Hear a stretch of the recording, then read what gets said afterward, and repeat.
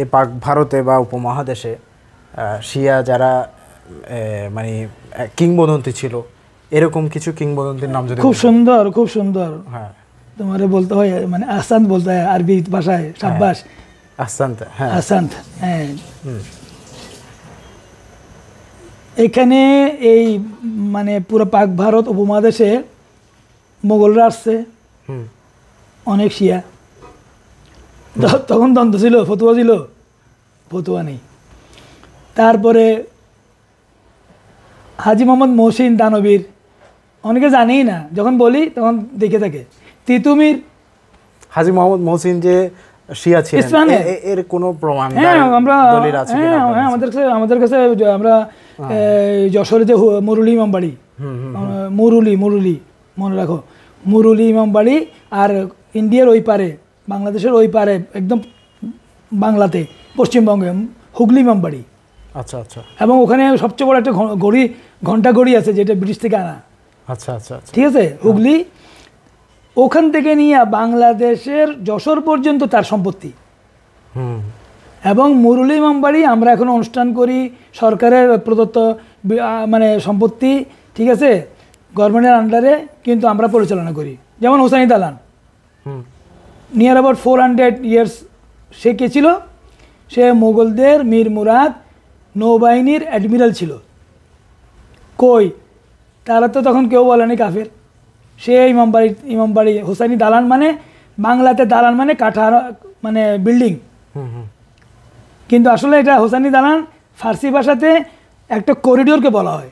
হোসাইনি দালানে গেলে দেখবা খোলা চলাচলের পথ, করিডোর, দালান শব্দ, কিন্তু বাংলাতে দালান আবার ওই ইমারতকে বোঝানো হয়, বিল্ডিংকে বোঝানো হয়। ঠিক আছে, তো কই হোসেন দালানে তো শিয়া সুন্নি সবাই, এটা কি আমাদের দালান কি গেলে দেখবো সারাদিন সুন্নিরা আসতেছে। ঠিক আছে, মহরমে এই যে লোক বেশি দেখো, তার মধ্যে সুন্নিরা। হাজী মোহাম্মদ মহসিন যে টাকাগুলো বা অর্থ সম্পত্তিগুলো দান করেছে, এগুলো শুধু শিয়াদের জন্য না, সবাই ব্যবহার করতেছে। আচ্ছা আচ্ছা, সবাই ব্যবহার করতেছে। এই যে হাজী মহসিন কলেজ চট্টগ্রামের, তারপরে ইন্ডিয়াতে, উনি তো শিক্ষার জন্য সবচেয়ে বেশি, এই জন্য তো ওনাকে শিক্ষার এবং শিক্ষার জন্য শিক্ষাবিদ দানবীর বলা হয়। উনি শিক্ষার জন্য সবচেয়ে বেশি। ভারতের হুগলিতেও কলেজ আছে, মহসিন কলেজ, ওখানেও সবাই পড়ে।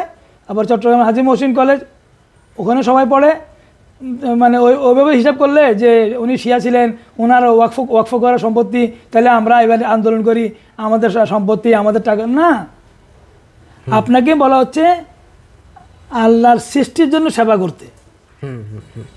মওলা আলী যখন চতুর্থ খলিফা হিসাবে খেলাফতে ছিলেন, মিশরের গভর্নর মালিক আস্তারকে চিঠি লিখেছেন, যে চিঠি এরশাদের আমলে ছাপিয়ে প্রিন্ট করে সমস্ত অফিসে দেওয়া হয়েছিল। গিয়ে খোঁজ করো, আমার কাছে একটা কপি আছে এরশাদের আমলে। মানে মওলা আলী মালিক আস্তারকে গভর্নরকে বলছে যে দেখো, তোমার দুই ধরনের সম্পর্ক মানুষের সাথে, একটা সৃষ্টির ভাই, কারণ একটা হিন্দুর সৃষ্টিকর্তাকে আল্লাহ, একটা ইহুদি, একটা খ্রিস্টান, ঠিক আছে, একটা যে লোক নাস্তিক, সে খোদাকে মানে না, তারও সৃষ্টিকর্তা আল্লাহ। সে আল্লাহকে নাম মানতে পারে। আল্লাহ বলতেছে আমি তো তোরা সৃষ্টি করছি, আমি তোকে ভালোবাসি, যেহেতু আমি আর রহমান আর রহিম। ঠিক আছে, এরপরে ইমানের ভাই, সৃষ্টির ভাই, আকিদার ভাই, ইমানের ভাই। তো মুসলমান সবাই আমরা ইমানের ভাই।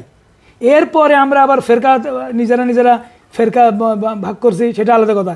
কিন্তু এজ এ লা ইলাহা ইল্লাল্লাহ মুহাম্মদ রাসূলুল্লাহ, কেবলামুখী নামাজ পড়ি। ঠিক আছে, আমারও যে ফরজ নামাজ জোহরের 4 রাকাত, তোমারও সেই ফজরের 2 রাকাত ফরজ, বাকি সুন্নত নফল। ঠিক আছে, মাগরিবের, এশার, কি মেহরাম না মেহরাম তোমার এখানে হালাল আছে না মেহরাম? না, এটা সব শিয়াদের মধ্যে এরকম না। দাউদি বোরা যারা, তাদের ক্ষেত্রেও কি সেম? কি তারাও কি নামাজের ক্ষেত্রে? হ্যাঁ, 17 রাকাত নামাজ ফরজ সবারই, যেটা ওয়াজিব ফরজ। আমাদের এখানে ওয়াজিব ফরজের সংখ্যা কিন্তু এক, আলাদা না জাফরি ফিকাতে। মানে বাউন্ড টু ডু। ফরজ হচ্ছে যা তোমাকে করতে হবে, জবাবদিহি করতে হবে কিয়ামতে। আর মুস্তাহাব বা নফল না করলে জবাবদিহি করতে হবে না তোমাকে। ঠিক আছে, তো এখন মুসলমানদের এগুলা কোনো ইয়া নাই। হ্যাঁ, ইজতিহাদের কারণে ফিকা শাস্ত্র আলাদা হইতে পারে। ঠিক আছে, যেমন একটা আমরা শুরুতে আমরা একটা আলাপ করতেছিলাম যে এখন কিন্তু বিয়ে করতেছে ছেলেবেলে ইজনে ওয়ালি নেই, মানে প্রেম করে বিয়ে করতে করে বলতেছে পিতা মাতার খবর নাই, পরে আসে বলে আমি বিয়ে করে ফেলছি, কিন্তু ইজনে ওয়ালি দরকার।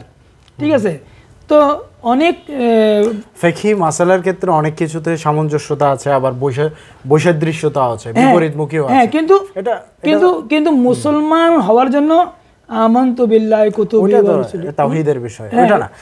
আমরা যেটা বলতে চেয়েছিলাম আপনাকে,